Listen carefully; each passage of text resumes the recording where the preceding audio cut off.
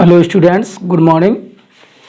तो आज हम करेंगे अध्ययन सेट थ्योरी अर्थात समुच्चय सिद्धांत के बारे में, ठीक है, जो कि आपके यूपी बोर्ड के लेवल पर तथा बोर्ड एग्जाम के लेवल पर एवं कंपटीशन लेवल पर बहुत ही महत्वपूर्ण चैप्टर है, ठीक है।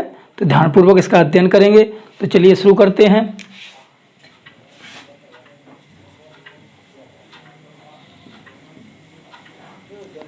सेट थ्योरी अर्थात समुच्चय सिद्धांत, ठीक है। तो हम बात करें कक्षा 11 के मैथ में समुच्चय सिद्धांत पहला ही चैप्टर है, जो कि आपके एनडीए और डिफेंस के लिए बहुत ही महत्वपूर्ण चैप्टर है। इसमें 3 या 4 क्वेश्चन हर साल एनडीए में आते हैं, ठीक है। और जीमेंस के लिए तो बहुत ही महत्वपूर्ण चैप्टर है।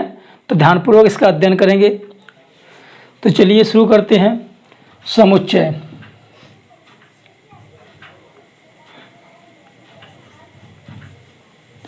यानी कि सेट। तो समुच्चय कहते किसे हैं, पहले हमें यह पता होना चाहिए। तो वस्तुओं के सुपरिभाषित समूह या संग्रह को हम समुच्चय कहते हैं। क्या? वस्तुओं के सुपरिभाषित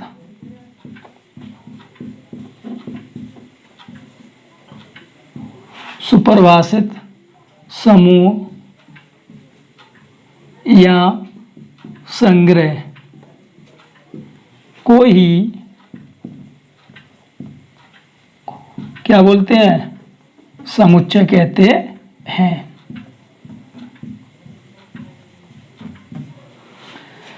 और समुच्चय को हमेशा अंग्रेजी वर्णमाला के कैपिटल लेटर से प्रयुक्त किया जाता है या प्रदर्शित किया जाता है, ठीक है।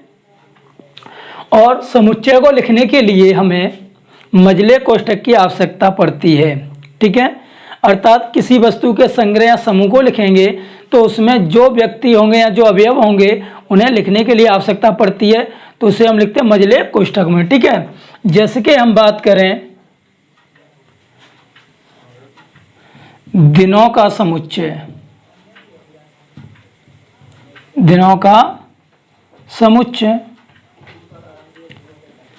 तो किसका समुच्चय लिखना है हमें? दिनों का। तो मैंने अभी कहा कि समुच्चय को हमेशा अंग्रेजी वर्णमाला है कैपिटल लेटर से। जैसे कि यहाँ पे किसका समुच्चय लिखना है? दिनों को। तो दिनों को इंग्लिश में क्या बोलते हैं? डेज। तो इसे हम डी से डिनोट कर सकते हैं, किससे? Capital D. और समुच्चय को लिखने के लिए हमेशा मझले कोष्ठक का प्रयोग किया जाता है, ठीक है। तो मझले कोष्ठक के अंदर अब किसका समुच्चय लिखना है? दिनों का समुच्चय, यानी कि दिनों का एक समूह है। तो इस दिनों के समूह में कौन कौन आता है?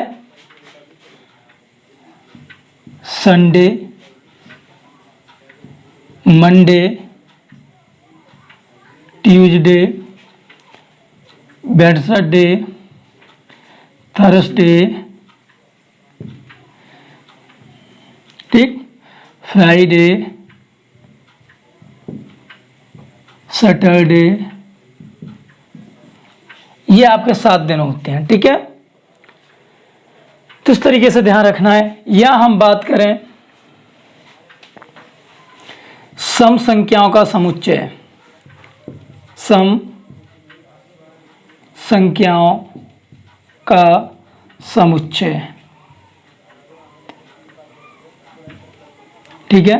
तो यहां लिख लेते हैं धन सम या धनात्मक, धन सम संख्याओं का समुच्चय। तो किसका समुच्चय ज्ञात करना है हमको? सम संख्याओं का। तो सम को इंग्लिश में क्या बोलते हैं? सम संख्याओं को इवन। इवन का पहला अक्षर क्या होगा? ई। तो इसे हम ई से डिनोट कर सकते हैं। यहाँ संख्या कहते हैं तो कैपिटल एन से भी डिनोट कर सकते हैं, ठीक है। अब हम बात करें तो इसको लिखने के लिए क्या होगा? 2, 4, 6, 8 ... तो इसके लिए काफ़ी संख्या हो जाएंगी जिन्हें हम ज्ञात नहीं कर सकते। इस तरह से ये अनंत तक सिरे जा सकती है, ठीक है ना। यहां बात करें हम इंग्लिश में या अंग्रेजी वर्णमाला लिख सकते हैं इसकी जगह। अंग्रेजी वर्णमाला में स्वरों का समुच्चय।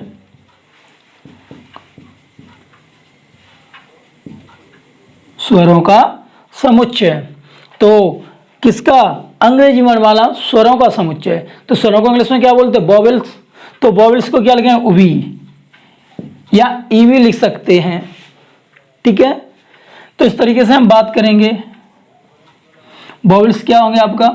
ए, ई, आई, ओ, यू। ठीक है, तो यहां पे हमें ये समुच्चय लिखे। अब ये जो मझले कोष्ठक के अंदर जितने भी पद लिखे जाते हैं इन्हें समुच्चय के अवयव कहते हैं। क्या बोलते हैं?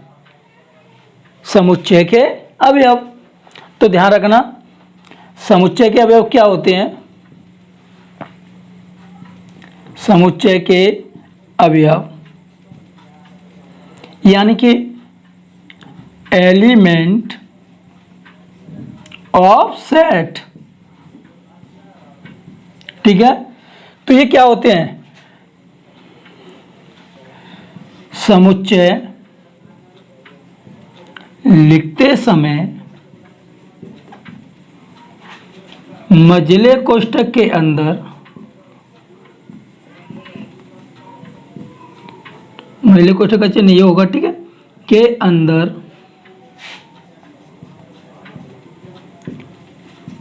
लिखे जाने वाले पद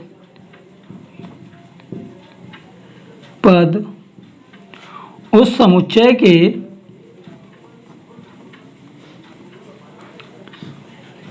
अवयव कहलाते हैं। अवयव कहलाते हैं, जिसे एलिमेंट ई से, यानी एलिमेंट ई, ये ग्रीक भाषा का वर्ड है, ई से प्रदर्शित करते हैं।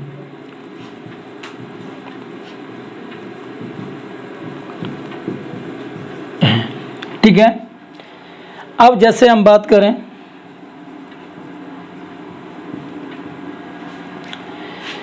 हम पहले समुच्चय में ले लें संडे एलिमेंट। तो संडे जो एलिमेंट है वो किस में है? डी में है। डी समुच्चय के अंतर्गत तो लिखा गया है। ठीक है, यहां हम बात करें मंडे, तो ये भी किसका एलिमेंट है? दिनों का। ठीक है, अब हम बात करें सन, यानी कि मान लो कोई वर्ड हमने लिख दिया ड्राई, या डेस्क लिख दीजिए, एलिमेंट डी। क्या ये डेस्क वर्ड डी में है कहीं? अगर नहीं है तो इसको हम लिख देंगे नॉट एलिमेंट। तो हम इसे काट देंगे। ये डेस्क जो अवयव है वो डी में उपस्थित नहीं है, तो इसे पढ़ेंगे डेस्क नॉट एलिमेंट डी, यानी कि डेस्क है वो उस डी के समुच्चय में के अवयवों में उपस्थित नहीं है। ठीक है, या हम इसके ई के लिए बात करें। ठीक है, ई के लिए बात करें, इस वाले समुच्चय के टू एलिमेंट ई। ठीक, या हम बात करें थ्री एलिमेंट ई। तो देखिए, क्या थ्री ई वाले समुच्चय में है कहीं? नहीं होगी, तो यहां क्या लिख देंगे? Not element. ठीक है ना, तो उम्मीद है कि आपकी समझ में आ रही होगी। या फिर हम लिखना चाहें इसके लिए ई एलिमेंट उवी। क्या ई उवी वाले समुच्चय में है तो सही है। या हम बात करें इसी में हम बोल दें एफ एलिमेंट वी। क्या एफ वी वाले समुच्चय में है? नहीं है, तो इसको लिख दें नॉट एलिमेंट। ठीक है, तो उम्मीद है ये बात समझ में आई होगी। अगर आप हमारे चैनल पर नए हो तो हमारे चैनल को सब्सक्राइब कर लीजिए तथा लाइक का बटन दबा दीजिए। ठीक है, जिससे मुझे भी पता पड़े कि आपको हमारी वीडियो पसंद आ रही है। और हमें कमेंट करके ज़रूर बताएं आपको हमारी वीडियो कैसी लगी। अगर अच्छी लगी है तो भी बताएं, और आपको बुरा लगा है तो भी बताएं, जिससे कि हम अपने आप में सुधार करके आपके लिए एक बेहतर वीडियो बनाते रहें। ठीक है, और हमारी इस वीडियो को शेयर करना ना भूलें। चलिए जल्दी से नोट कर लीजिए। तो यहाँ पे ध्यान देना है, समुच्चय लिखते समय लिख लेना। ठीक है, यहाँ पे ये वर्ड यूज हो जाएगा, ये मिटा देते हैं।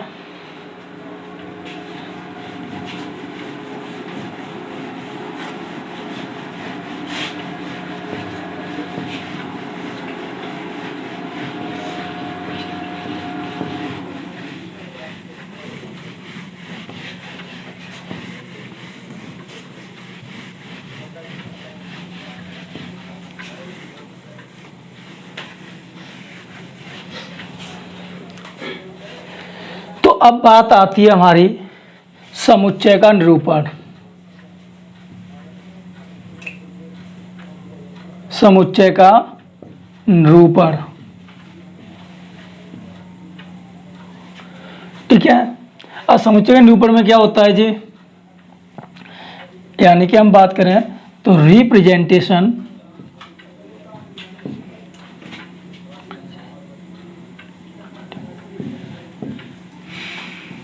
ऑफ सेट, यानी कि समुच्चय का निरूपण। ठीक है, सेट्स कर लीजिए यहाँ पर। ठीक है, रिप्रेजेंटेशन ऑफ सेट्स यानी कि समुच्चयों का निरूपण। तो इसमें हमें क्या करना है, अब समुच्चय का निरूपण करने की दो विधियां हैं।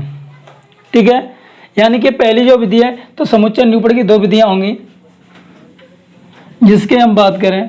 पहली जो विधि होगी आपकी रोस्टर या सूचीबद्ध।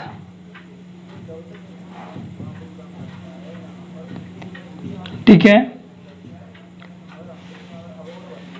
पहली विधि क्या है आपको, ठीक है, तो इसमें रोस्टर या सूचीबद्ध।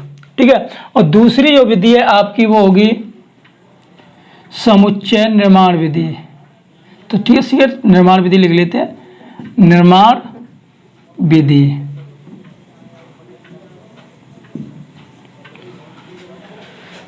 तो यहाँ पे अब हमें देखना है रोस्टर या सूचीबद्ध या निर्माण विधि। ठीक है, तो यहाँ पर अब देखेंगे हम रोस्टर या सूचीबद्ध विधि क्या होती है और निर्माण विधि क्या होती है। तो देखो, यानी कि किसी समुच्चय में उसके प्रत्येक अवयव को मझले कोष्ठक के अंदर प्रदर्शित करना ही क्या कहलाता है, रोस्टर या सूचीबद्ध विधि कहलाता है। क्या, किसी समुच्चय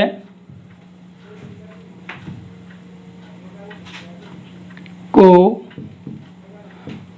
प्रदर्शित करने के लिए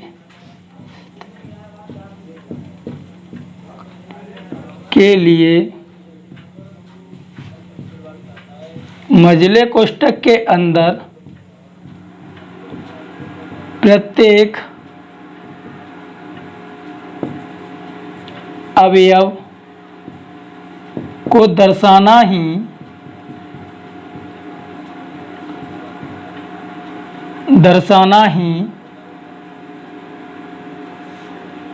रोस्टर या सूचीबद्ध विधि कहते हैं।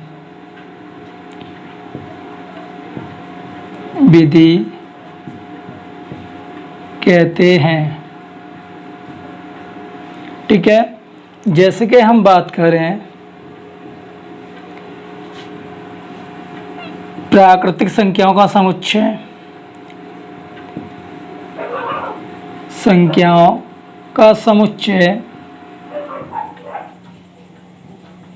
ठीक है, तो इसे हम लिखेंगे तो प्राकृतिक संख्याओं का समुच्चय। तो प्राकृतिक को इंग्लिश में क्या बोलते हैं, नेचुरल नंबर। तो नेचुरल नंबर को हम दर्शाएं कैपिटल एन से। तो ये जो होगा आपका 1 2 3 4 डॉट डॉट इसी तरीके से जाएगा। ठीक है, या हम बात करें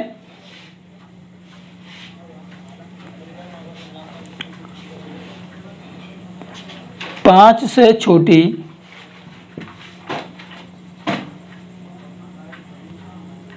5 से छोटी अवाच्य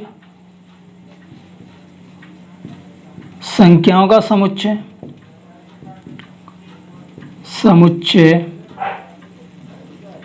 तो ये क्या हो जाएगा जी? तो यहाँ देखिए अभाज्य संख्याओं को, तो अभाज्य को संख्याओं क्या बोलते हैं? कोप्राइम। तो इसको हम यानी कि प्राइम और कोप्राइम, तो इसे हम सी से लिख सकते हैं, कैपिटल सी बराबर, ठीक है, या फिर कोई भी दर्शा सकते हैं। तो ये हो जाएगा आपका 5 से छोटी अभाज्य संख्या कौन कौन सी होंगी? 2, 3 यही होंगी। 5 से छोटी लेनी है, तो 5 छोटी क्या होंगी? 2 और 3। तो ये आपकी हो जाएगी क्या? रोस्टर या सूचीबद्ध विधि, ठीक है। अब बात करते हैं निर्माण विधि में। अब ये क्या होती है, तो इसे भी देख लेते हैं आप। जैसे कि हम बात करें यानी कि किसी समुच्चय को प्रदर्शित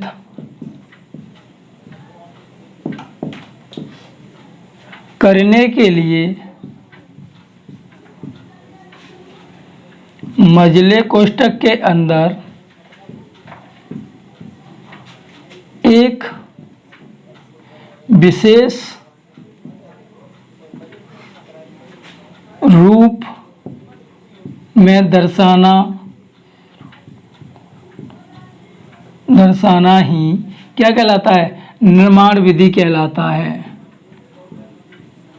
विधि कहलाता है, ठीक है। अब यहाँ में एक विशेष रूप क्या होगा?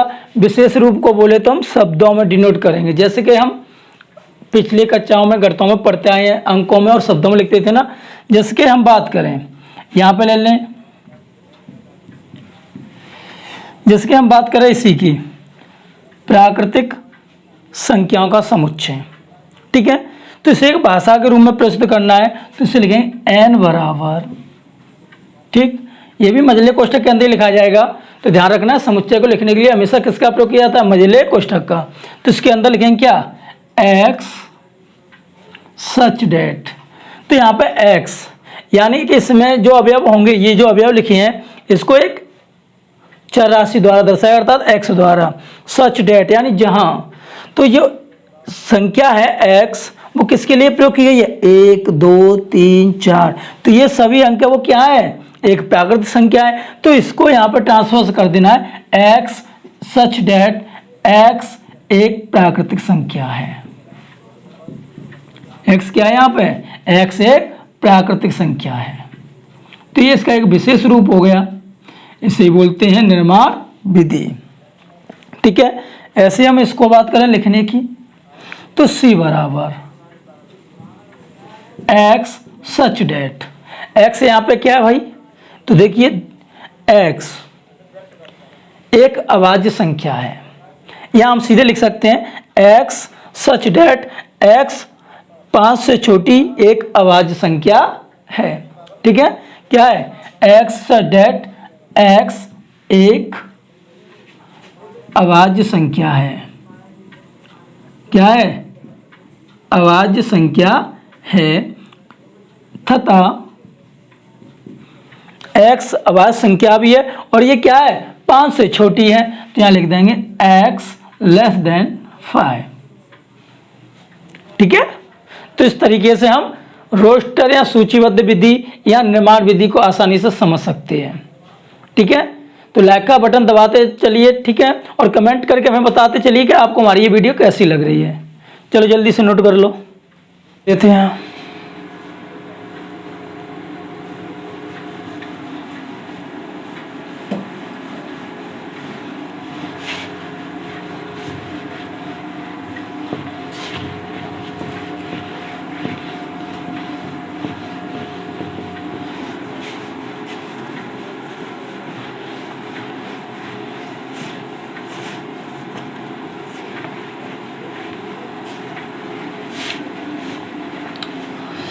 अब चलिए आगे चलते हैं।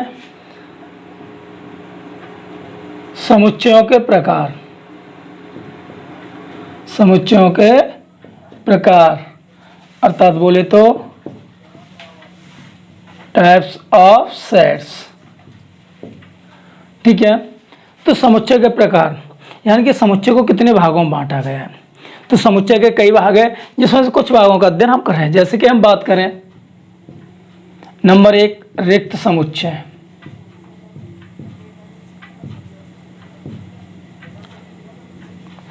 अब रिक्त समुच्चय क्या होता है? रिक्त समुच्चय तो इसको हम बोल सकते हैं इंग्लिश में एम्प्टी सेट। ठीक है, अब ये ऐसा समुच्चय होता है यानी कि ऐसा समुच्चय जिसमें अवयवों की संख्या शून्य हो, अर्थात ऐसा समुच्चय जिसमें कोई भी अवयव उपस्थित न हो रिक्त समुच्चय कहलाता है। यानी कि ऐसा समुच्चय जिसमें कोई भी अवयव उपस्थित न हो तो वो रिक्त समुच्चय कहलाता है। जैसे कि हम बात करें एक से छोटी प्राकृतिक संख्याओं का समुच्चय, प्राकृतिक संख्याओं का समुच्चय, तो इसको लिखें n से।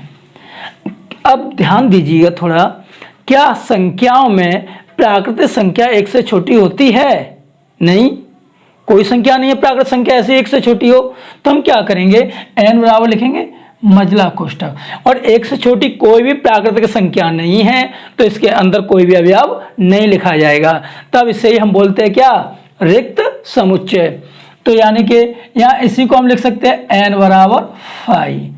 तो ध्यान रखना, रिक्त समुच्चय को हमेशा हम किससे दर्शाते हैं, यहाँ तो एम्प्टी मझला कोष्ठक होगा यानी खाली मझला कोष्ठक, या इसी को हम दर्शाएंगे किससे, 5 से। तो ध्यान रखना है रिक्त समुच्चय को हम किससे दर्शाते हैं, 5 से। ठीक है,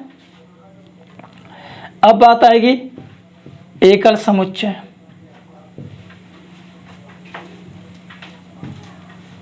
ठीक है, सिंगलटन सेट।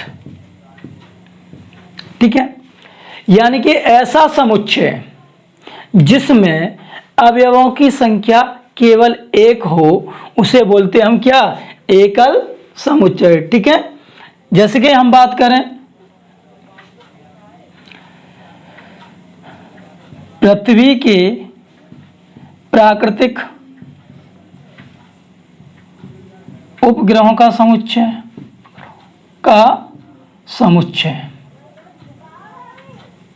तो ध्यान दिए, पृथ्वी के प्राकृतिक उपग्रहों का समुच्चय, किसका, उपग्रहों का समुच्चय। तो उपग्रह क्या लिखते हैं, सैटेलाइट्स, तो हम इसको डिनोट कर सकते हैं एस बराबर। अब मझला कोष्ठक, तो पृथ्वी के प्राकृतिक उपग्रह कौन कौन से हैं, चंद्रमा,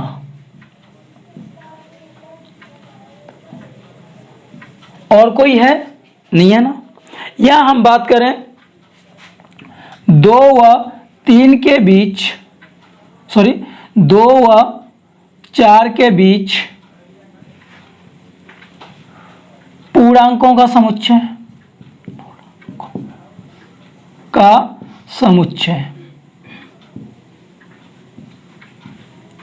तो पूर्णांक किससे दर्शाते हैं हम, जेड या आई से, तो आई लिख सकते हैं। तो 2 व 4 के बीच पूर्णांकों का संख्या समुच्चय यानी पूर्ण संख्या, पूरी संख्या, कौन कौन से पूर्णांक, तो 2 और 4 के बीच में क्या होगा, केवल 3 होगा। तो ये दोनों उदाहरण हो गए किसके, एकल समुच्चय के। तो अभी एकल समुच्चय की परिभाषा बताइए आपको कि ऐसा समुच्चय जिसमें अवयवों की संख्या केवल एक हो। ठीक है, अब आती है परिमित समुच्चय। ठीक है, डिफाइनाइट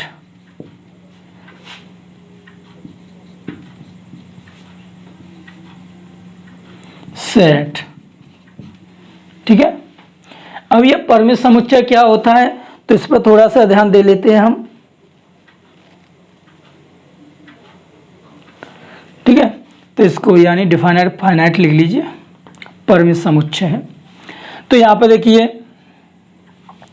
परिमित समुच्चय क्या होता है? ऐसा समुच्चय जिसमें अवयवों की संख्या सीमित हो। क्या कहा? ऐसा समुच्चय जिसमें अवयवों की संख्या सीमित हो, अर्थात जिन्हें गिना जा सके, तो वो कहलाते हैं क्या? परिमित समुच्चय। ठीक है। अब जैसे कि हम बात करें अंग्रेजी वर्णमाला में अक्षरों का समुच्चय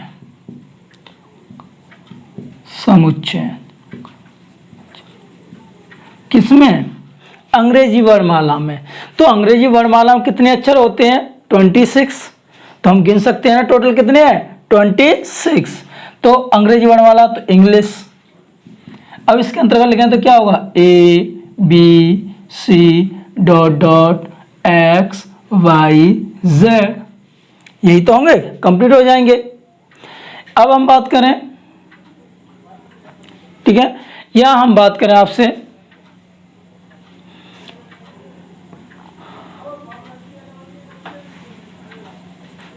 दस से छोटी सम संख्याओं का समुच्चय। सम संख्याओं का समुच्चय, ठीक है ना? किसका? 10 से छोटी सम संख्याओं का समुच्चय। तो 10 से छोटी सम संख्याएं, तो सम संख्याओं क्या लिखते हैं? E1, तो इसे भी E लिख सकते हैं, या कैपिटल N भी लिख सकते हैं क्योंकि संख्याओं का है। ठीक है ना? तो यहां से लिखेंगे हम क्या? 10 से छोटी सम संख्या कौन कौन सी होंगी? 2, 4, 6, 8। तो देखो कितने अवयव? 4। हम गिन सकते हैं ना? तो ये हमारे सब किसके हो जाएंगे? परिमित समुच्चय के उदाहरण हो जाएंगे। ठीक है। अब हम बात करते हैं, तो इन समुच्चयों से संबंधित एक संख्या पूछी जाती है जिसे बोलते हैं कार्डिनल संख्या। ठीक है। तो यहां पे एक चीज सीख लीजिए, जिसकी हम बात करें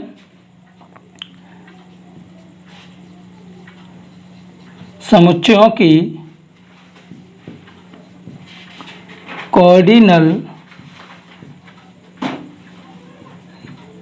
संख्या।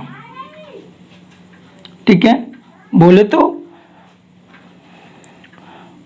Cardinal number of sets. ठीक है ना? तो देखिए ये कैसे हमें ज्ञात करना होता है। जैसे कि हम बात करें, ये आपके समुच्चय दिए हैं। ठीक है। तो इसके लिए जो प्रयोग किया जाता है, तो समुच्चय की कार्डिनल संख्या क्या होती है भाई? तो ये देख लीजिए, किसी समुच्चय में या समुच्चय को लिखने पर मझले कोष्ठक के अंदर अवयवों की संख्या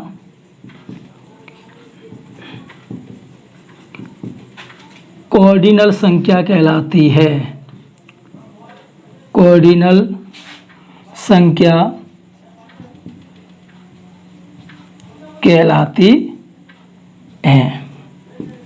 जैसे हम बात करें, ठीक है, कार्डिनल संख्या, तो जैसे कि हम बात करें एक से छोटी प्राकृत संख्याओं का समुच्चय, तो इसमें कार्डिनल संख्या बतानी है, संख्या कैपिटल N। तो यहाँ पे एक से छोटी प्राकृत संख्याओं का समुच्चय, तो इसमें कितने अवयव हैं? कोई अवयव नहीं है, तो अवयवों की संख्या क्या है? 0। ठीक है। अब हम बात करें पृथ्वी के प्राकृत उपग्रहों का समुच्चय, NS बराबर क्या हो जाएगा? तो NS, तो यहाँ S में कितने अवयव है? 1, चंद्रमा। ठीक है, तो इसमें संख्या कितनी हो जाएगी? 1। इसी प्रकार हम बात करें NI, तो ऊपर देखिए, 2 और 4 के बीच पूर्णांकों का समुच्चय i बराबर कितना है 3, तो इसमें कितने अवयव है 3, तो एक ही अवयव है, तो कोऑर्डिनेट संख्या क्या हो जाएगी इसकी 1। इसी प्रकार हम बात करें NE, तो इसे 1 मान लीजिए, इसे 2 मान लीजिए, ठीक है। तो NE1 बराबर, यानी कि अंग्रेजी वर्णमाला के अक्षरों का समुच्चय E1, तो इसमें कितने अक्षर होंगे, ये कितने अवयव होंगे 26, तो इसकी कोऑर्डिनेट संख्या कितनी हो जाएगी 26, ठीक है। अब ऐसी बात करें इसमें N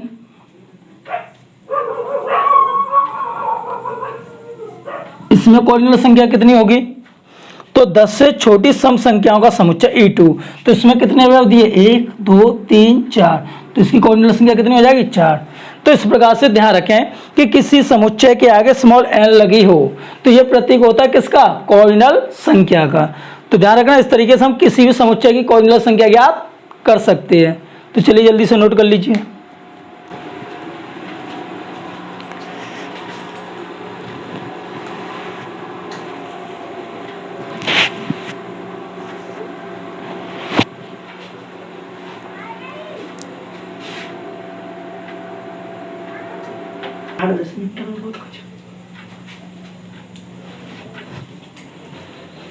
तो चलिए इसे क्लीन कर देते हैं।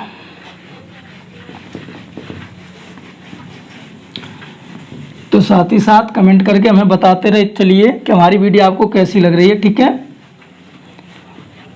अगर आपको हमारी वीडियो अच्छी लग रही है तो चैनल को सब्सक्राइब करके बेल आइकन की घंटी को दबा दीजिए, जिससे आने वाली हर वीडियो का नोटिफिकेशन आपको सबसे पहले मिल जाए, ठीक है। और लाइक का बटन दबाना ना भूलें और अधिक से अधिक इस वीडियो को शेयर कीजिए, ठीक है। तो अब देखो, अब इसके बाद आता है आपका, कितने पॉइंट हो गए थे 3 पॉइंट हो गए थे। अब चौथा पॉइंट है आपका अपरिमित समुच्चय।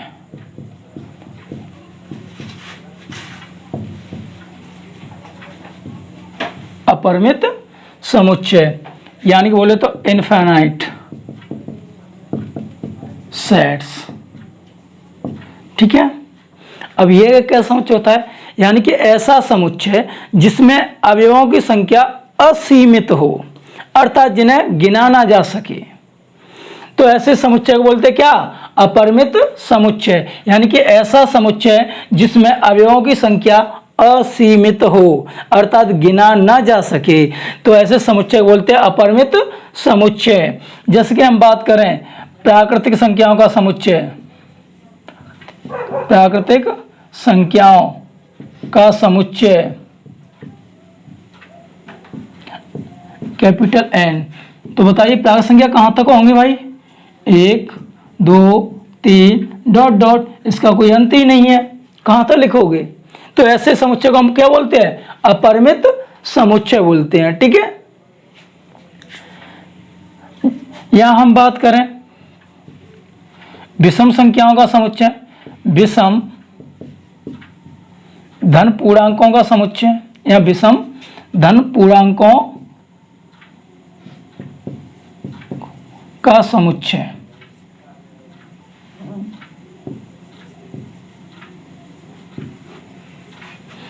तो धन कैसे, विषम धन, विषम को क्या बोलते हैं और, तो ओ बराबर लिख सकते हैं। विषम धन पूर्णांक क्या क्या होंगे 1 3 5 डॉट डॉट, तो ये क्या है अनंत सीरीज है ना। यानी कि हम बात करें पहले अब हम कोऑर्डिनेट संख्या निकालें, तो कोऑर्डिनेट संख्या क्या होगी इनफाइनाइट, या एन ओ की संख्या निकाले क्या हो जाएगा इनफाइनाइट। इसमें हम यही ज्ञात नहीं कर सकते कि कितने अवयव है, ठीक है ना। अब बात आती है नेक्स्ट समुच्चय, समान समुच्चय, ठीक है। यानी कि इसको बोलेंगे इक्वल सेट्स, ठीक है ना। तो इसमें हमें ध्यान रखना है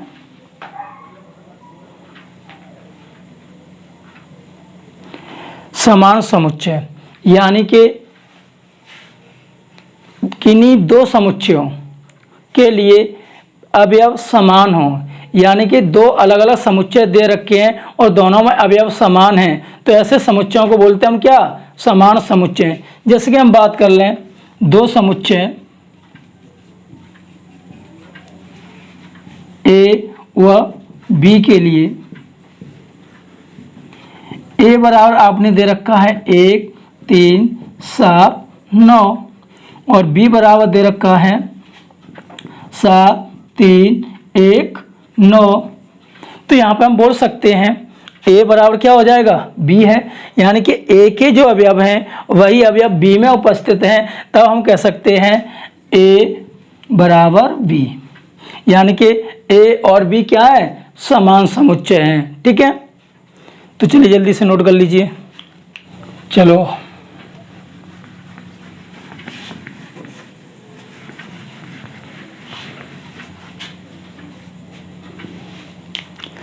अब नेक्स्ट है आपका समतुल्य समुच्चय।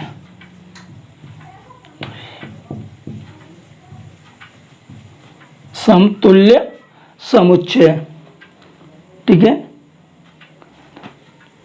अब इसे क्या बोलते हैं, इक्विवेलेंट सेट्स।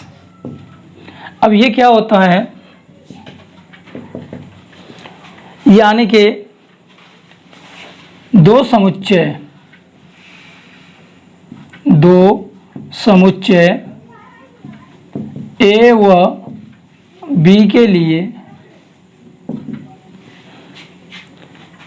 अब क्या करना है, यानी कि दो समुच्चय या दो से अधिक समुच्चयों की यदि कोऑर्डिनल संख्या समान है, कोऑर्डिनल संख्या समान है लेकिन उनके अवयव भिन्न भिन्न हैं, तब यह समुच्चय समतुल्य समुच्चय कहलाते हैं। जैसे कि हम बात करें ए बराबर 1 2 3 4, ठीक है, और बी बराबर दिया है आपको ए बी सी डी। तो हम बात करें यहाँ पे इसकी कोऑर्डिनेट संख्या क्या है, एन ए बराबर 4 तथा एन बी बराबर कितनी है, तो इसमें भी कितने अवयव है, 4। तब हम लिख सकते हैं एन ए बराबर एन बी, ये क्या हो जाएंगे आपके समतुल्य समुच्चय। अगर ये कंडीशन बन जाए तो ए व बी क्या है, समतुल्य है। ठीक है, यहाँ आवश्यक नहीं है कि दोनों के अवयव समान हों। ठीक है, तो समतुल्य और समान समुच्चय में यही अंतर है, क्योंकि समान समुच्चय में दिए गए समुच्चयों के सभी पद एक दूसरे में उभयनिष्ठ होते हैं, समान होते हैं। ठीक है, जबकि समतुल्य समुच्चयों में अवयव समान होना आवश्यक नहीं है, जबकि उनकी कोऑर्डिनल संख्या समान होनी चाहिए। ठीक है, तो आज हमारा वीडियो यहीं तक लगा। आपको हमारी वीडियो कैसी लगी हमें कमेंट करके ज़रूर बताएं। ठीक है, तथा नेक्स्ट वीडियो को सबसे पहले प्राप्त करने के लिए चैनल को सब्सक्राइब करके बेल आइकन की घंटी को दबा दीजिए, जिससे सबसे पहले नोटिफिकेशन आपके पास पहुंच जाए।